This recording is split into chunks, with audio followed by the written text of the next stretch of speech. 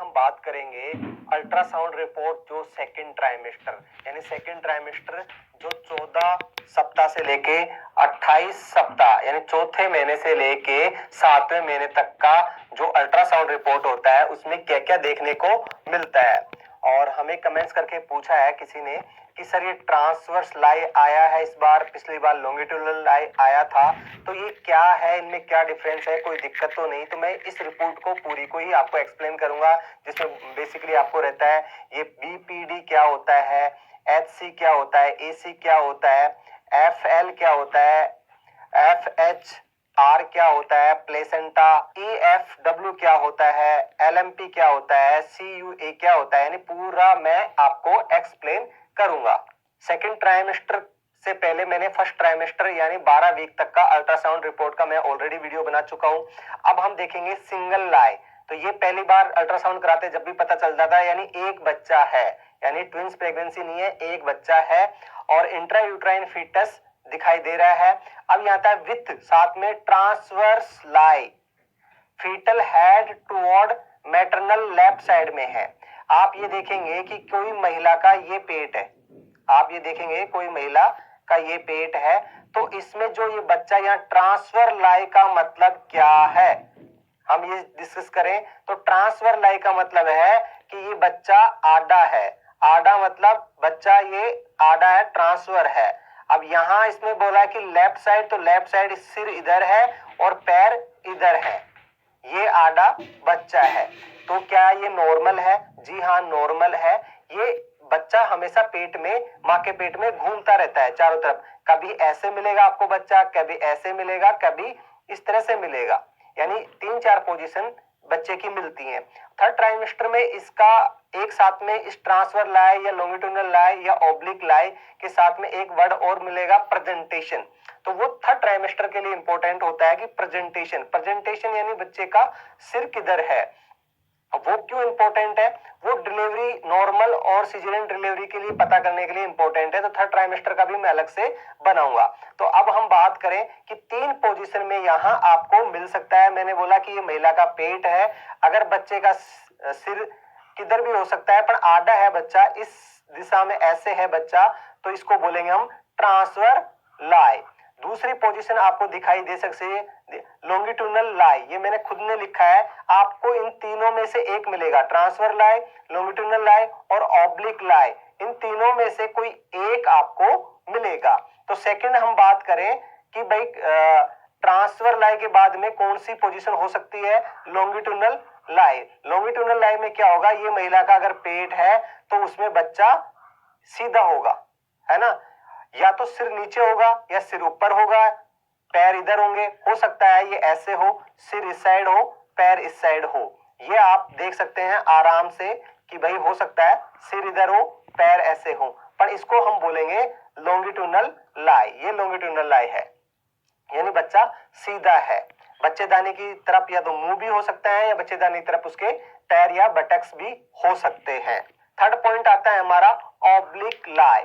Oblique लाई का मतलब है ये महिला का अगर कोई पेट है तो उसमें बच्चा कैसा है, तिरछा है, हो सकता है सिर इधर हो, बच्चे के पैर इधर हो सकता है बच्चे का सिर इधर हो, पैर इधर हो, पर ये क्या है, ऑब्लिक है।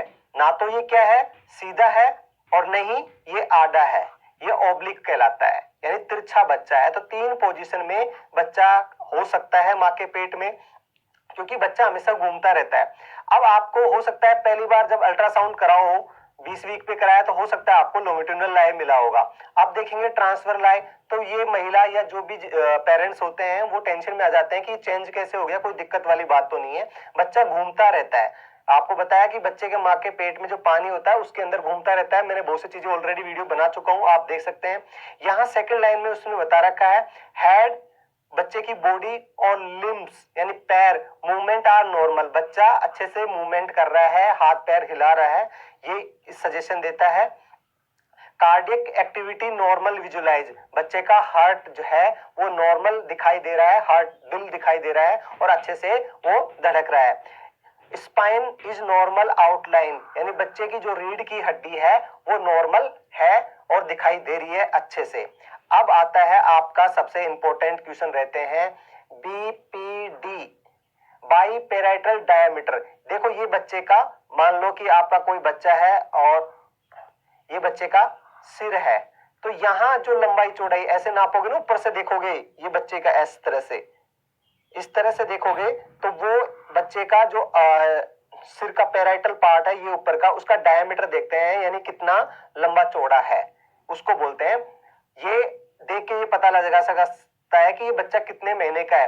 तो ये 28 वीक, यानी ये 28 वीक यानी 7 महीने तक का ग्रोथ है बच्चे का। इससे ये पता चलता है कि बच्चे के सिर में कोई बीमारी नहीं है, सिर में पानी नहीं भरा हुआ, उसका नॉर्मल है।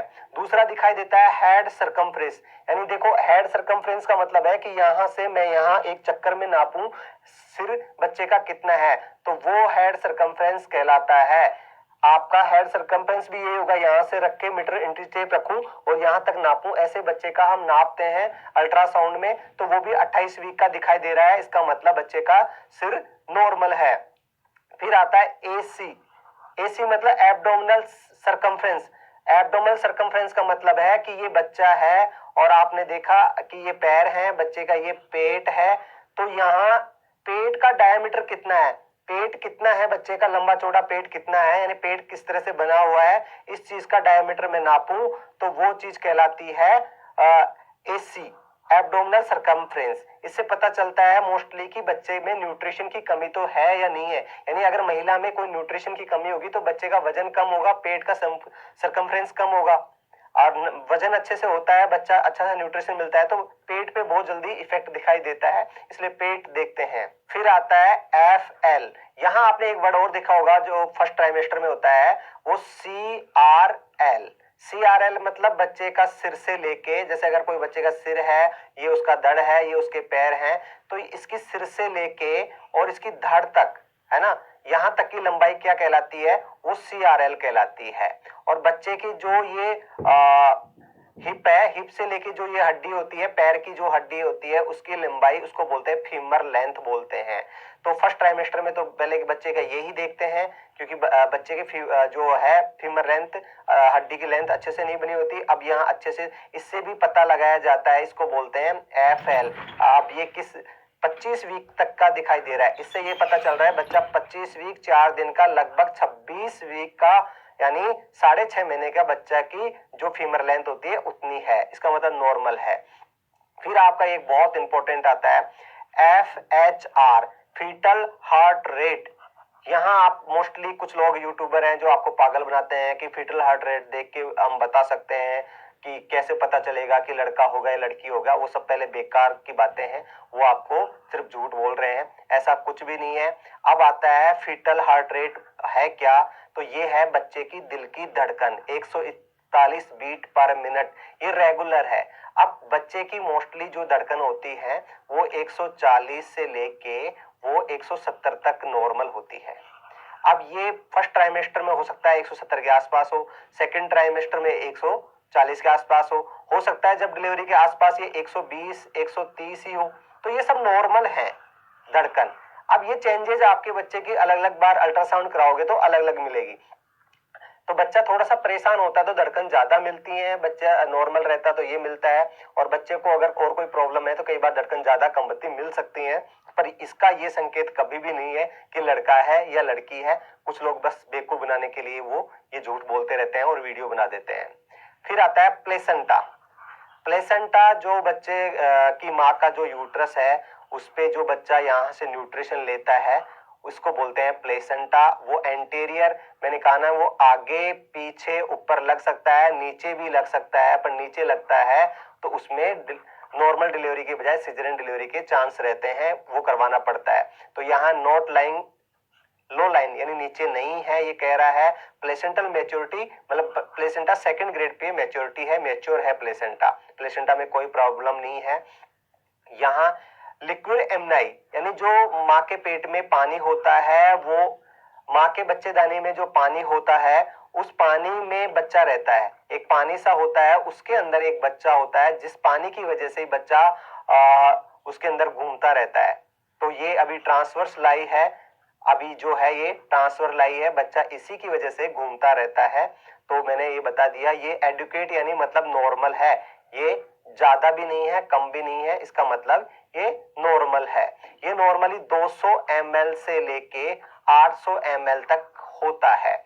अब ये थोड़ा बहुत 1 लीटर तक भी पहुंच जाए, 1.5 लीटर तक भी पहुंच जाए, पर इससे कम नहीं होना चाहिए। ये पहुंच जाता है तो भी कोई दिक्कत नहीं है। फिर आता है EFW। EFW इनका एक कैलकुलेशन निकाला जाता है, तो यहाँ इस चीज में आप ज्यादा कंफ्यूज हो जाओगे अगर मैं आपको ज्यादा बताऊंगा, तो इस चीज को आप रहने दीजिए। LMP यानी जो आपकी ये कोई अल्ट्रासाउंड से पता नहीं कर सकते, ये तो महिला बताती है कि आपकी मेंस्ट्रुअल साइकिल पीरियड कब आया था। महिला को याद होता है तो उसे कंपेयर देख करके देख लेते हैं कि आपका पीरियड साइकिल क्या कहता है और ये अल्ट्रासाउंड क्या कहता है। पर यहाँ महिला को नहीं पता, इसलिए डॉक्टर कई बार छोड़ देते हैं, या कई बार डॉक्टर पूछते भी नहीं, इसको छोड़ ही देते हैं, ये पता नहीं करते। फिर CUA या E, या तो इनमें से कोई एक मिलेगा या दोनों मिलेगा, या EDD एक्सपेक्टेड डिलीवरी डेट, यानी अब आपकी डिलीवरी कब हो सकती है। जैसे इस रिपोर्ट में लिख दिया 28/6/2022 में हो सकता है। अब ये 10 दिन और 15 दिन आगे पीछे हो सकता है। प्लस माइनस का मतलब है 10 दिन आगे भी जा सकता है और इससे 10 दिन पहले भी हो सकता है। अब यहां जो गेस्टेशनल एज है GA, इसका मतलब है कि अभी अल्ट्रासाउंड रिपोर्ट क्या कह रही है कि 26 वीक का बच्चा और प्लस 5 दिन ऊपर हो गए हैं, यानी लगभग 27 वीक के आसपास ये बच्चा है। यहाँ ओस क्लोज के मतलब कह रहा है कि भाई जो बच्चादानी का मुंह है उसका मुंह क्लोज है। OS का मतलब बच्चादानी का मुंह क्लोज है, और उस बच्चादानी मुंह की जो लेंथ है वो 3 सेंटीमीटर है अप्रोक्स, जो नॉर्मल है।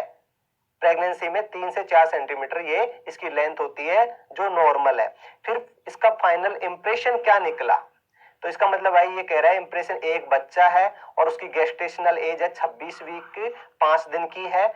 1 वीक आगे पीछे हो सकता है सोनोग्राफी के रिकॉर्ड के अकॉर्डिंग, पर ये बच्चा यहाँ 100% नॉर्मल है, यहाँ कोई दिक्कत नहीं है। ये एक मैंने आइडियल आपको लेके मैंने बता दिया। मोस्टली किसी ने पूछा था लॉन्गिट्यूडनल लाई और ऑब्लिक लाई में और ट्रांसफर लाई में क्या डिफरेंस है, तो ये हो सकती है, तीनों नॉर्मल है। अब ये हो सकता था कि ये ट्रांसफर लाई 36 वीक में यानी पूरे 9 महीने कंप्लीट आसपास हो जाए, ट्रांसफर लाई है, तो वहां चांस बढ़ जाते हैं सिजेरियन डिलीवरी के। सिजेरियन डिलीवरी किस किस कंडीशन में हो सकती है मैं वीडियो वो बता चुका हूँ, नॉर्मल डिलीवरी कैसे होती है, और नॉर्मल डिलीवरी के लिए आप क्या कर सकते हैं, क्योंकि ये बच्चा और माँ दोनों पे डिपेंड करता है, दोनों में से किसी की वजह से भी सिजेरियन डिलीवरी हो सकती है। पर माँ सिजेरियन डिलीवरी को कम कैसे कर सकती है, नॉर्मल डिलीवरी की तरफ कैसे बढ़ सकती है, आने वाले वीडियो में मैं जरूर बताऊंगा। यदि आपको मेरा वीडियो पसंद आता है तो प्लीज चैनल को सब्सक्राइब जरूर करें।